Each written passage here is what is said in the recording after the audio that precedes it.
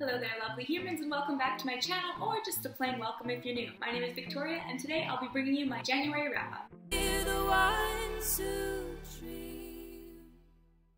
So I'm not in front of my books as I am usually. This is because my roommate is home and she's very normal, so I feel very weird fangirling over books where she can hear me. So I'm hiding out in the other room, and that's why there's a couch and not a bookshelf behind me. So with these wrap-up videos, I feel like a lot of booktubers can get really competitive about it, and it's all, I read 15 books this month, or I read 5 books this month. Ain't about that life. I got a degree to do. I got stuff to do. That being said, I read 5.5 novels this month. I think the number is completely irrelevant. Read books you enjoy, read as many as you can. That's great. That's good enough. Maybe that's what I tell myself to stop the tears. So as you guys know, I have been rereading the Red Queen series. So this book counts as the half because I actually started it ages ago and just took forever to finish it.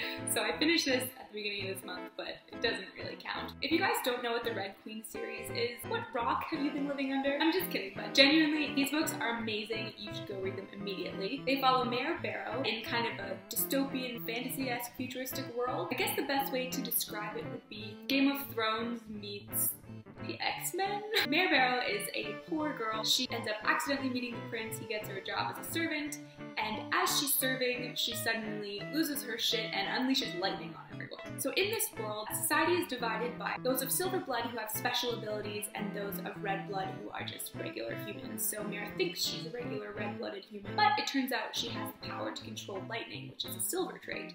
So the silver ruling family takes her under their wing, disguising her as a silver because they fear that if people think reds now have the ability, their power will be overthrown. So she gets stuck in this court full of intrigue and betrayal, meanwhile trying to master her lightning powers and deal with basic enslavement of the Reds. She may or may not join a rebellion. She may or may not fall in love. I'm not going to spoil it for you here, but that's the first book. The second book, Glass Sword, I won't give too many details about because I don't want to spoil the plot if you haven't read it, or haven't read the first either, but needless to say, it's also fantastic. One thing I love about this series is that Victoria Aveyard really digs into the kind of psychological effects of war and oppressive society. Mira goes through hell and back in the first book. In the second book, she's not just fine, she's actually seriously struggling with PTSD. The book follows her slow descent into an inability to connect with other people, distrust, unable to love, and really open herself up to other people. So it's absolutely fantastic. I will say it had a bit of a lull in the plot, not really much happened, but it's still definitely a great read and you need to read it if you want to continue the series. The next book I read, King's Cage, would be the third one in the series, and this is the most recent one until the conclusion, which comes out in May. This book, oh my word. Okay, I know I said the second one had a bit of a lull in there. This has no freaking lulls. This is so great and just take my heart out. Basically, I just love the characters and Maven. Okay, I don't want to spoil it because if I tell you anything about him in this book, it's going to ruin the first one. My favorite character, just so... No, I can't even tell you what I think of him or I'll spoil it. I'm going to do book talks on these, which will have spoilers, I think, so then I'll be able to tell you all of my thoughts about him, but oh my goodness. Get through the second one because this is just so fantastic. You can see all my little tabs here. Got a couple of songs in the works, so those are my little reference points for scenes I was inspired by. So that was the third book I read this month, and I definitely recommend the series. Everyone go read them right now. The next book I read this month, I read online, so I don't have to show you, but I'll put it up here, and that is Love, Life, and the List by Kasie West. So as you guys know, I mostly just read fantasy, sometimes some sci-fi. That's just my go-to. Like, give me the dragons, give me the superpowers, I need it. This month though, I decided I would try to expand my reading, and so I picked up this book, Love, Life, and the List, because it randomly had good reviews on Recent in Teens. So I will admit, the first couple of chapters, it took me a while to get into. I kept being like, where are the dragons? Why is there no magic? Nothing is happening. But I pushed through it and I was really pleasantly surprised. If you guys check out my Goodreads, I ranked it 4 to 5 stars. Yeah, it was really cute. The basic premise of the story is this girl, Abby, is an aspiring artist who happens to be in love with her best friend. And the year before the book starts, she confesses her love for him and he does not reciprocate, so she plays it off as a joke to save their friendship. So this book opens with that kind of history in mind. She's still in love with him, he still thinks it's all a joke, and she's just his best friend. She also works at an art museum and she's trying to get her work into the museum in this upcoming gallery, but the curator tells her that her art, while good, lacks heart.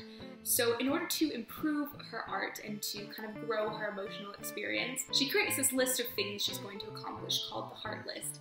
So that'll include things like do something that scares you, learn a stranger's story, get your heart broken, things like that. So the course of the book follows her friendship with Cooper, her best friend, and also her attempts to fulfill this list and improve the emotional depth in her art. One thing I love the most about this book is that it completely lacks a lot of the horrible, annoying tropes that I hate in unrequited love stories, where the main character in love with somebody else who doesn't feel the same way just lets them walk all over them, they do whatever they want, they get abused. Not in necessarily a horrible, like, I'm hitting you way, but they take all of the crap because they love them and they're just like, okay. That always bothers me. That was not here at all. Abby does not take any of Cooper's crap. She's strong, funny, she's actually just a very likable character. I found her really relatable and like not in the, I have no personality, so the reader can just put their personality in. She had a strong personality. She was a great character. Also, the other aspect I hate about unrequited love stories is that it tends to involve a third party, which will also be in love with the protagonist, and they'll try to make it work with that person because they think it's not going to work out with the one that doesn't love them back. But this third party just gets abused the whole time because they're really trying to make it work, unaware that this person is already completely in love with somebody else. They just end up getting hurt the whole time. They're just there for the main person to have some sort of outlet to try to feel better about themselves. And even if there's like an internal conflict of, oh, I think I'm hurting them and I feel bad about it, they still do it anyway. That was not here at all either. There was also none of that annoying, this girl who has a male best friend doesn't get along with other women, she's just like, she's a guy's girl and girls are, well, there's none of that negativity, hatred of women. It was very celebratory of women. She has strong female friendships.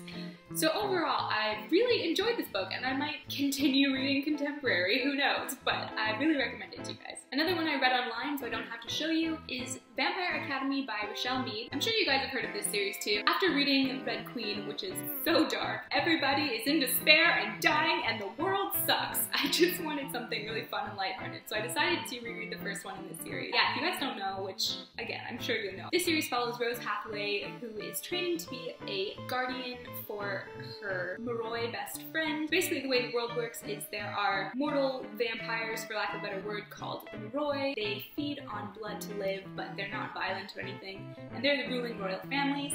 There are the Dompiers, which is what Rose is, who are their supernaturally strong guardians, so they basically are like glorified bodyguards, and then the Strigoi, which are the actual horrible vampires that want to rip everyone's faces off. This story follows Rose in her training to be a guardian. The Moroi have elemental magic, but her friend Vasilisa has not yet declared, and they discover that she actually has what's called spirit, which is healing magic. The story follows their friendship, this growing connection they have after Vasilisa, or Lissa, basically brings Rose back from the dead. It's a super fun read. I feel like it gets a really bad rap sometimes when people compare it to Twilight, and not that I hate Twilight, but people will say like, it's so cheesy, it's just stupid vampire romance, there's nothing good about it.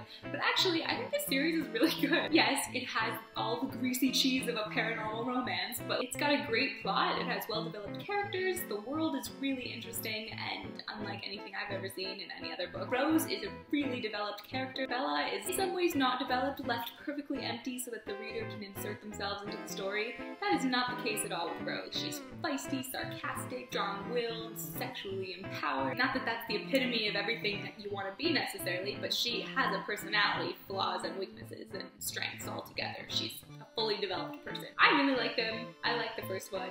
Yeah, they're not that challenging. There's not a lot of like depth of theme or anything, but they're a really great, fun, enjoyable read. So I would definitely recommend those to you as well if you feel like just something lighthearted. Particularly if you're in a reading slump, I find that seems to be the series I go back to. I guess because they're just so fun. Even when it's dark, it's not that dark. The world is just exciting, and yeah, they're great. I would recommend that for sure. The last book that I read this month was City of Bones. So this is a good old one. I'm sure you all know what it is by now. If you don't, who the hell are you?